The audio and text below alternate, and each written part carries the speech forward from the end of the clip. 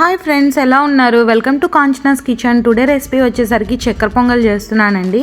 ఎందుకంటే మా హస్బెండ్ వాళ్ళ ఆఫీస్లో అంట దివాళీ పాట్లాక్ ఉందంట. సో అందరూ ఒక్కొక్క ఐటెం తీసుకెళ్తారనమాట. నేనైతే ఇండియన్ ట్రెడిషన్ ఫుడ్ టేస్ట్ చేపిద్దామని చెప్పి ఈ చక్కెర పొంగల్ని చేస్తున్నాను అనమాట.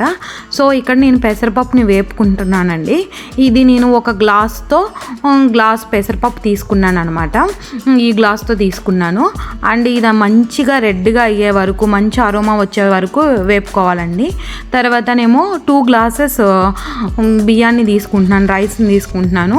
ఇవి మంచిగా కడిగేసుకొని కుక్కర్ విజిల్ పెట్టుకోవాలన్నమాట. 2 విజిల్స్ వస్తే సరిపోతుందండి. ఒకటేమో హై ఫ్లేమ్లో, ఒకటేమో మీడియం ఫ్లేమ్లో 2 విజిల్స్ రావాలి. బియ్యం ఏమీ అవసరం లేదండి. అది ఒక పక్కన విజిల్స్ వస్తూ ఉంటాయి. నెక్స్ట్ పొయ్యి మీద ఇలా చక్కగా మనం బెల్లం పెట్టేసుకోవాలన్నమాట. గ్లాస్కి గ్లాసున్నర బెల్లం తీసుకున్నాను నేను. 3 గ్లాసెస్ తీసుకున్నాను బెల్లాన్ని. అండ్ కొంచెమే వాటర్ వేయాలండి, ఎక్కువ వాటర్ అవసరం లేదు. అలాగే పాకం కూడా ఏం రానక్కర్లేదండి. చక్కగా బెల్లం అంతా మంచిగా కరిగితే సరిపోయిద్ది. నేను ఆల్రెడీ బెల్లాన్ని కడిగి తీసుకున్నానండి. సో ఒకవేళ మీరు కనుక అలా కరిగిన తర్వాత మీరు స్ట్రైన్ చేసుకోవచ్చు.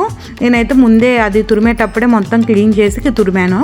సో ఇక్కడ వేరే పాట్ పెట్టుకున్న తర్వాత దాంట్లో మంచిగా గీ వేసుకోవాలండి. నేనైతే 3 స్పూన్స్ వేసాను పెద్ద స్పూన్తో. నేను కొంచెం గీ ఎక్కువే వాడుతున్నాను దీంట్లో, ఎందుకంటే చాలా బాగుంటుంది టేస్ట్. మీకు అంత అవసరం లేదు అనుకుంటే కొంచెం తగ్గించుకోవచ్చు, ప్రాబ్లం ఏం లేదు. అండ్ ఒక మంచి కొబ్బరి చెక్కని, అంటే దాని స్మెల్ కానీ ఎట్లాంటిది లేకుండా మంచిగా ఉన్న కొబ్బరి చెక్కని తీసుకొని చక్కగా చిన్నగా చాప్ చేసుకొని మంచిగా రెడ్గా వచ్చే వరకు వేపుకోవాలండి. నేను ఇక్కడ రోస్టెడ్ క్యాష్యూస్ని వాడుతున్నాను, అందుకే నేను మధ్యలో వేసాను అనమాట. మీరు కనుక క్యాష్యూస్ పచ్చి వాడుతున్నారనుకోండి, కొంచెం కొబ్బరి ముక్కలు కొంచెం వేగిన తర్వాత వెంటనే క్యాష్యూస్ని కూడా వేసుకొని వేపుకోండి. ఇట్లా మంచిగా గోల్డిష్ కలర్లో రావాలండి. ఎందుకంటే మళ్ళీ నల్లగా అయిపోకూడదు అనమాట. హై ఫ్లేమ్లో అసలు పెట్టద్దు, మీడియం టు లో ఫ్లేమ్లోనే పెట్టుకొని చేసుకోండి, మంచిగా బాగా వస్తుంది. తర్వాత నేను ఇందాక కుక్కర్లో పెట్టాను కదా ఆ రైస్ అంతని ఈ పాట్లోకి నేను ట్రాన్స్ఫర్ చేసుకుంటున్నా. బికాస్ మీరు కనుక ఆ పాట్లోనే చేయాలనుకున్నారనుకోండి, కొంచెం మీకు పెద్దగా ఫ్లెక్సిబుల్గా గరిటె తిప్పడానికి బాగుంది అనుకుంటే అదే దాంట్లో మీరు పాకం వేసేసుకోవచ్చు. బట్ నాకు అంత కుక్కర్లో ఫ్లెక్సిబుల్గా లేదు, సో అందుకే నేను పాట్ మార్చాను. తర్వాత ఈ బెల్లం ఆల్రెడీ మనం మెజర్ చేసే కదా తీసుకున్నాము. సో దానివల్ల ఇంకేం ఎక్కువ తక్కువ వేయాల్సిన అవసరం ఉండదండి. కరెక్ట్గా ఎంత బియ్యం తీసుకున్నా దానికి ఆ కుక్ చేసుకున్న రైస్ని అండ్ బెల్లం వాటర్ని వేసేసుకోవాలి. చక్కగా ఆల్రెడీ మనకి బియ్యము పెసరపప్పు ఉడికింది కాబట్టి అదంతా బెల్లం వాటర్ని పీల్చుకొని మంచిగా అవుతుందండి. ఇక్కడ నేను ఇంకొంచెం ఎక్స్ట్రా నెయ్యి వేసాను. మీకు ఇది ఆప్షనల్ అండి, మీకు కావాలంటేనే వేసుకోండి. అండ్ చాలా ఇంపార్టెంట్ ఏంటంటే కొంచెం సాల్ట్ వేయండి, ఎందుకంటే స్వీట్ కదా. సో ఎక్కువ మొహం మొత్తకుండా అనమాట, చాలా బాగుంటుంది ఏదైనా స్వీట్స్లో సాల్ట్ వేసుకోవటం. ఇక్కడ నేను ఒక 10 ఇలాచీస్ని దంచుకొని వేసుకుంటున్నానండి. మీరు కావాలంటే మిక్సీ పట్టుకొని కూడా వేసుకోవచ్చు. ఇలా మధ్యలో తగులుతూ మంచి ఫ్లేవర్ఫుల్గా ఉంటుందని చెప్పి నేను ఇలా యాడ్ చేశాను.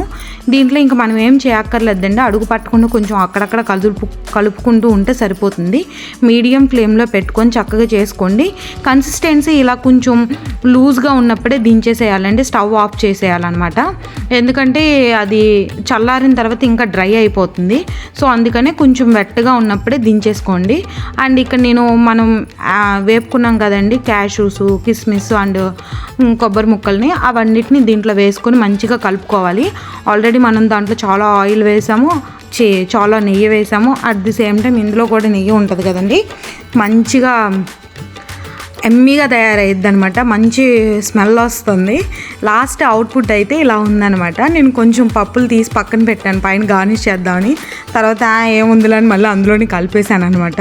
చూడండి ఇంత బాగుందో, చాలా టేస్టీగా ఉంది. వాళ్ళ ఫ్రెండ్స్ అందరికీ కూడా చాలా బాగా నచ్చిందంట. Thanks for watching.